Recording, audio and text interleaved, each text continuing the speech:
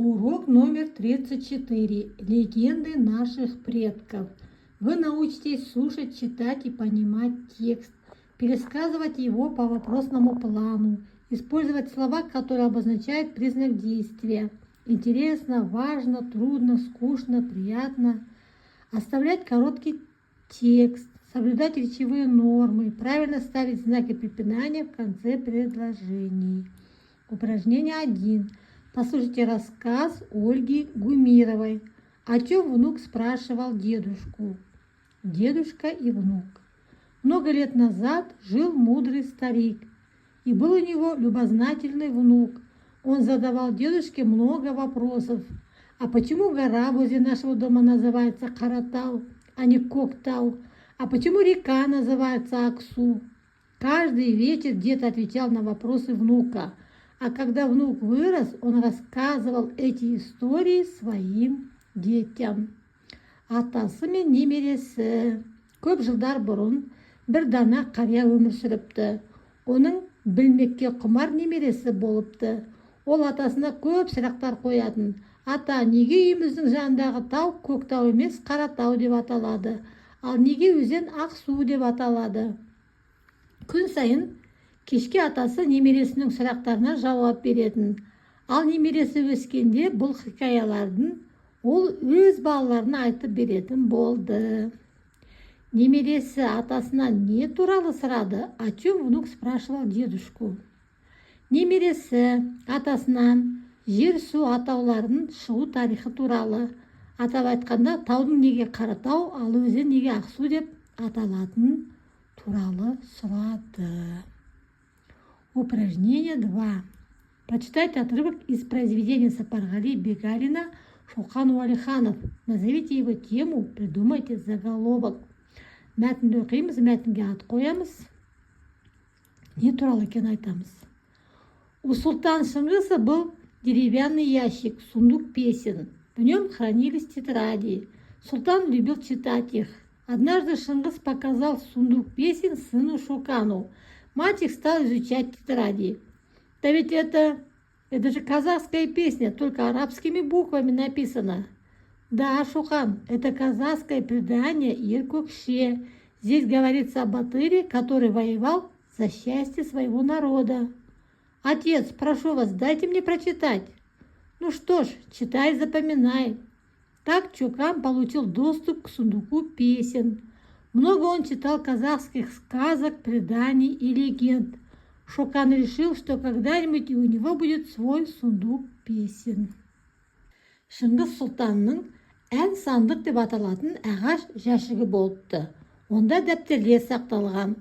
Сұлтан оларды оқығанды жақсы көретін. Бірде Шыңғыс ән сандықты ұлы Шоқанға көрсетеді. Бала дәптерлерді зерттей бастайды.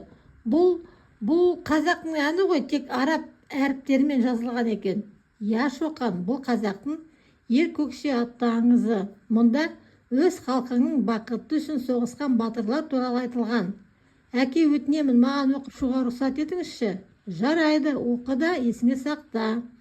Осылайша Шоқан ән сандыққа қол жеткізеді. Ол көптеген қазақ ертегілерін, аңыздары мен тәлімдерін оқиды. Шоқан бірде өзінде де осындай ән сандық болатынына сенеді. Тақырыбы, тема.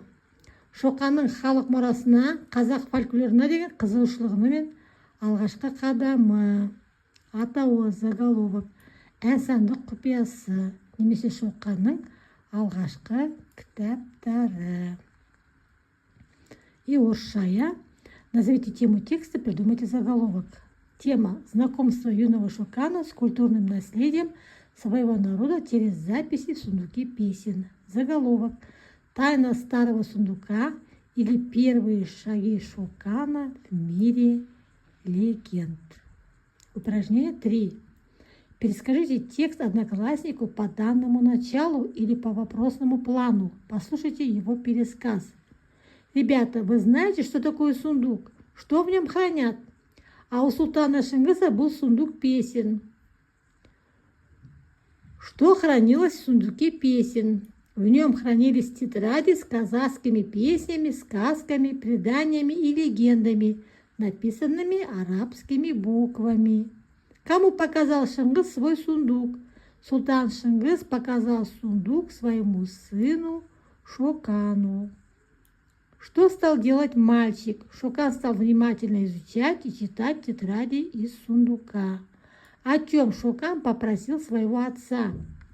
Он попросил у отца разрешения прочитать предание о Батыре и Кокше. Что решил Шокан? Он решил, что когда-нибудь и у него самого обязательно будет свой сундук песен. Әр сандықта не сақталған? Онда араб әріптерімен жазылған қазақ әндері, ертегілері мен аңыздары бір дәптерге сақталған. Шыңғыс сандықты кімге көрсетті? Ол сандықты ұлы Шоқанға көрсетті. Бала не істей бастады? Бала дәптерлерді зерттеп оқи бастады. Шоқан әкесінен не туралы өтінді? Ол әкесінен аңызды оқып шығуға рұқсат сұрады. Шоқан не деп шешті? Ол болашақта өзінде де осындай ән сандық болатынына сенді. Сондай шешім қабылдады. Упражнение 4. Подумайте, с какими словами могут употребляться выделенные слова. Сделайте вывод. Продолжите предложение.